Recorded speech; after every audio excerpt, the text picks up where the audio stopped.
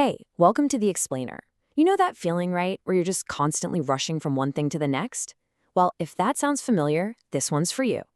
Today, we're diving into a really simple 7-day guide that's all about hitting the pause button so we can reconnect with the present moment. And we're going to go through it step by step, together. You know, this quote really nails the whole vibe of what we're doing here. This isn't about trying to reach some perfect, enlightened state of Zen that feels impossible. Nope.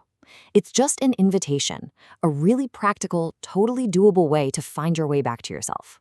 I mean, who can't relate to this? It feels like being stretched too thin has become the default setting for life these days.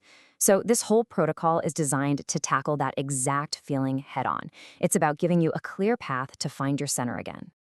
All right, let's get into it. Before we even jump into day one, the guide suggests we do a little prep work. Think of it as setting the stage to make sure this whole journey is as awesome and rewarding as it can be. It's actually super simple. First, just set an intention. Ask yourself, why am I even doing this? Maybe it's for less stress or more focus. Knowing your why is going to be your anchor. Then, find a quiet spot for just 10 or 15 minutes a day. Seriously, consistency is way more important than how long you do it. And last, just take 5 minutes to notice your breath. This isn't a test. It's just about seeing where you are right now, your personal starting line for this journey.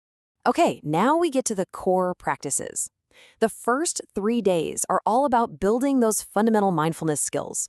We're going to start with the breath, then we'll move to the body, and finally, we'll take a look at our thoughts. So, day one is all about the breath anchor. For about 10 minutes, you just notice the feeling of breathing. And here's the most important part, especially that last step. Your mind is absolutely going to wander. That's its job. The real practice isn't about stopping your thoughts. It's about that gentle, kind act of returning to the breath over and over again. And here's how you bring this into the real world. A few times during the day, just pause for 30 seconds and take 3 deep, conscious breaths. That's it.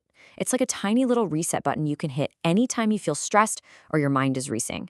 This is how you connect that morning practice to the rest of your day. On day 2, we shift from the breath to the body with what's called a body scan meditation. You're not trying to fix anything or change how you feel, you're just listening. It's kind of like turning up the volume on all the subtle messages your body is sending you all the time. The whole point is just to notice with a sense of curiosity. Then you take that body awareness with you. So as you're walking, just for a second, really feel your feet hitting the floor. Or when you're at your desk, just notice your posture. All of a sudden, these totally normal, automatic moments become little opportunities to practice, grounding you right back in your body, right here and now.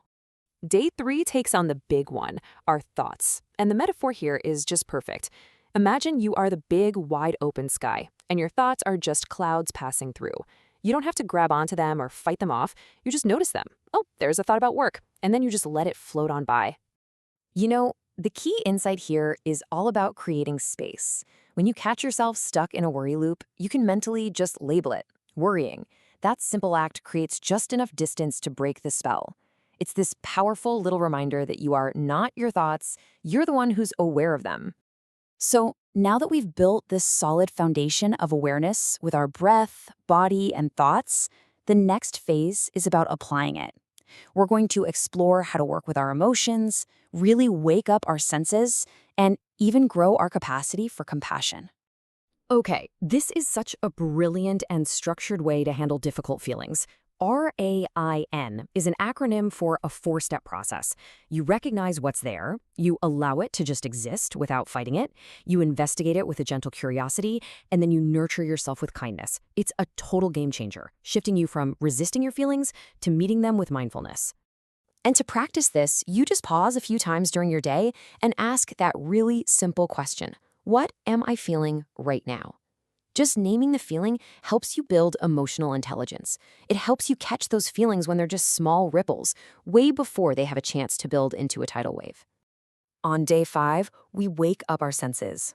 We eat on autopilot so much of the time, we barely even taste our food. This exercise uses just one piece of food, like a raisin or a nut, to bring your full, curious attention to the simple act of eating. It's all about rediscovering how rich an everyday experience can be. And you can apply this to basically anything. When you're in the shower, actually notice the smell of the soap. Listen to the sound of the water.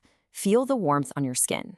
This practice is such a great reminder that our entire life is this amazing sensory experience, if we just remember to pay attention. So, day 6 moves us from just being aware to actively cultivating a quality, in this case, kindness. And what's so powerful about this is that it starts with you. The practice actually begins by offering that compassion to yourself first. Only then do you start extending that circle of goodwill to others. It's a beautiful practice of opening the heart. And the way to put this into practice is so simple, but it can feel radical.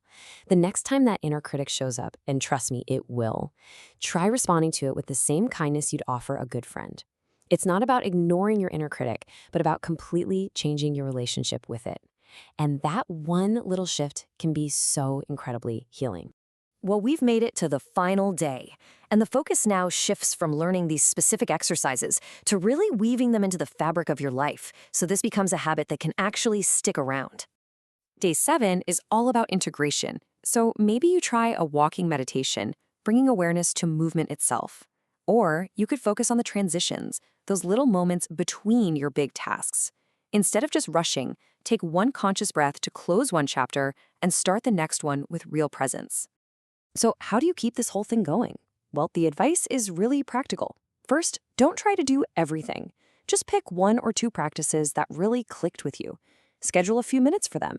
And probably most important, be patient and kind with yourself. This isn't about being perfect, it's about the practice itself.